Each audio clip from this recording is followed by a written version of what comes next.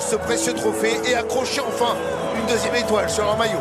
Oui, Lilian, vous avez raison de signaler cette régularité au plus haut niveau continental qui devront être bien couverts par Diatta et Diouf, avec les deux flèches que sont Marmouche et Salah. Donc ce qui change un petit peu aujourd'hui, c'est qu'on a une équipe égyptienne qui a un petit relais vers Achour, c'est encore mieux. Donc là aussi, le rôle de Gana Gueye côté sénégalais. Des deux demi-finales et ce choc qui nous rappelle la finale du Cameroun avec ce match entre les Sénégalais tout de vert vêtus et donc les pharaons égyptiens face à eux. Pour un premier dégagement, long dégagement de la part d'Edouard Mendy qui envoie le ballon très loin vers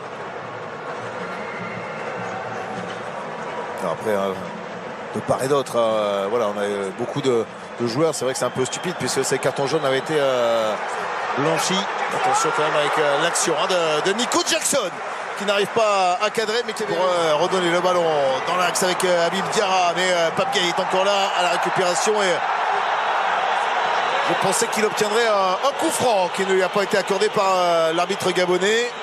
Ah, c'est fort ce qu'il fait. On a parlé du rôle de Gana Gueye. Il est tellement intelligent dans ses déplacements qu'il est toujours là où les Égyptiens pourraient faire mal aux Sénégalais, mais lui il empêche justement l'action d'aller au bout par son positionnement et dans les sorties de balle aussi très intéressant.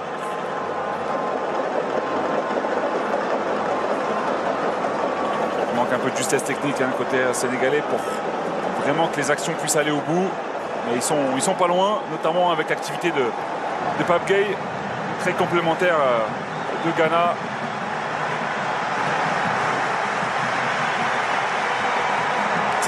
Encore une fois, qui arrive à se retourner maintenant pour essayer de placer une accélération. On est revenu, il glisse le ballon à Nico Jackson pour servir latéralement. Habib Diarra qui tente la frappe, elle a été contrée par un défenseur et au final capté par Mohamed El Chenaoui. Mais il a raison, on se rappelle que il me semble que c'est sa première sélection ou sa deuxième, il avait réalisé, il avait marqué avec une frappe des 25 mètres. Mamadou Sarr, il est bien dans son match. Là, il a bien géré le duel, le rebond, la passe en retrait. Beaucoup de confiance chez lui. Pour ceux qui suivent le RC Strasbourg en Ligue 1 française, c'est beaucoup de jeux courts dans les sorties de balle, beaucoup de prises de risque. Donc il va jouer au ballon, Mamadou Sarr. Il est capable. Il y en a d'autres que vous. Pardon? Il y en a d'autres que vous qui suivent. Oui, a priori. Ah oui, on a beaucoup d'anciens Strasbourgeois aussi côté sénégalais. Habib Diallo, Habib Diarra, Pape Thio. Gueye qui est dans la surface, Pape Gueye dans la surface qui arrive à frapper tout de même. Les Sénégalais qui continuent de placer ses frappes cadrées avec Pape Gueye déjà. Pape Gueye sur un long dégagement, ça montre quand même qu'il y a une confiance. C'est lui d'ailleurs qui va tirer ce corner. Changer de tireur. Le coup d'envoi de la deuxième mi-temps donné à l'instant par les pharaons égyptiens avec Eman Machour qui essaie de passer la défense. Le premier ballon touché par Mohamed Eni. Tout simplement, ceinture l'attaquant du Bayern Munich. Emile Camara pose le ballon, va essayer de frapper, ça sera au sol avec un rebond, mais le ballon termine dans les bras de Mohamed El Chenaoui. Stérimar et Hugo Élément pour les qui devront être bien couverts par Diatta et Diouf avec les... Stérimar. Stérimar, mieux respirer, c'est mieux vivre.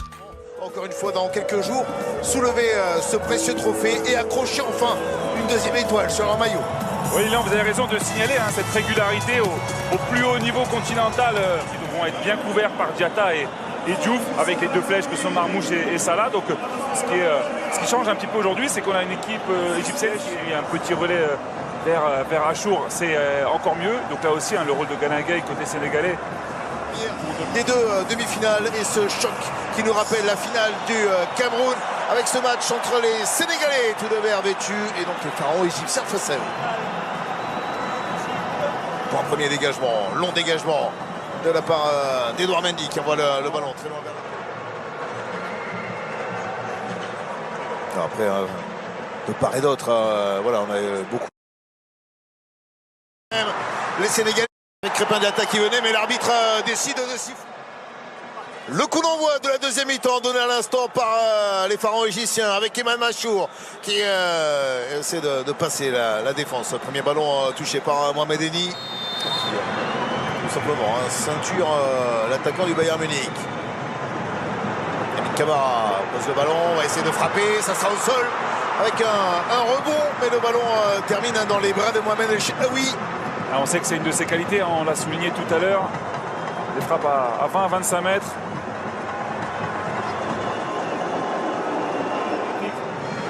Pour mettre des ballons de but, parce qu'au final, il y a très peu d'occasions quand même pour les Sénégalais. Bon, je ne parle même pas du côté égyptien.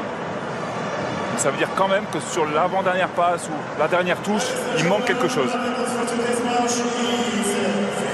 Sous les yeux de 52 079 supporters dans ce stade qui peut en contenir plus de 70 000.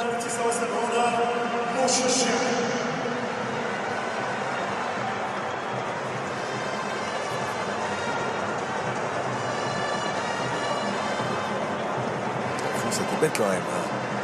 Alors que les Sénégalais ont littéralement confisqué le ballon aux Égyptiens. Ouais, il y a 5 minutes, 10 minutes, on était à 70-30. C'est quand même assez énorme. La profondeur pour Nico Jackson qui va ressortir la balle. Idrissa Gana Gueye.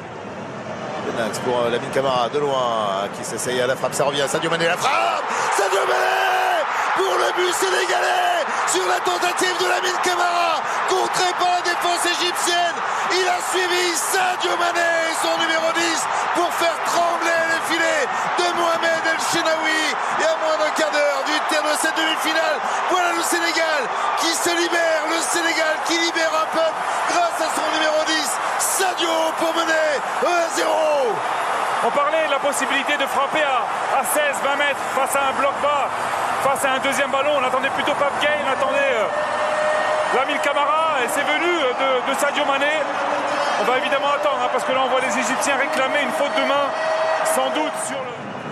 Avec l'attaquant d'Al Masry, le club égyptien. Salam Hossein qui va rentrer à la place d'Amdi Fati. On a fait rentrer toutes les forces offensives pour le sélectionneur égyptien Oussam Hassan.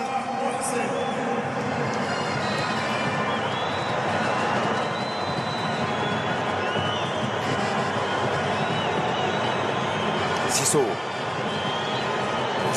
à l'opposé. Ibrahim Yasser. Mohamed Eni contrôlé par Sadio Mané dans le couloir. Le ballon a été contré par Sadio qui concède la touche. Marwan Atia derrière lui alors qu'on joue latéralement là, côté égyptien maintenant avec Abdelmajid Ossam.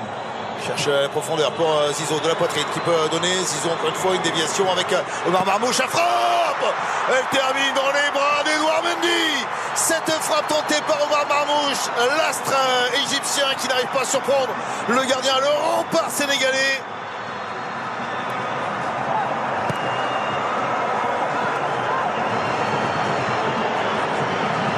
Chenaoui pour les toutes dernières secondes. On est dans les dernières minutes maintenant avec cette immense ouverture, la déviation de Mossed. Ça revient, Marmouche derrière lui pour Sissomer. Patissis était là à contrer. Et les supporters, vous l'entendez dans ce stade, donnent de la voix. Les supporters sénégalais, ils l'ont compris. Ça sent bon maintenant. Plus que quelques secondes à tenir.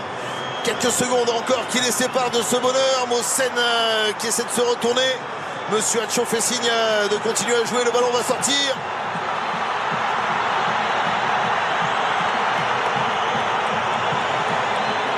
Une ultime remise en jeu, une ultime touche pour les Égyptiens. Ibrahim Yasser qui va essayer d'allonger, d'aller chercher très loin vers l'avant. La déviation, Sadio Mané est là pour prendre le ballon devant Mohamed Salah. Ça est terminé, c'est fini pour la victoire du Sénégal. 1-0 grâce à Sadio Mané. L'Égypte et ses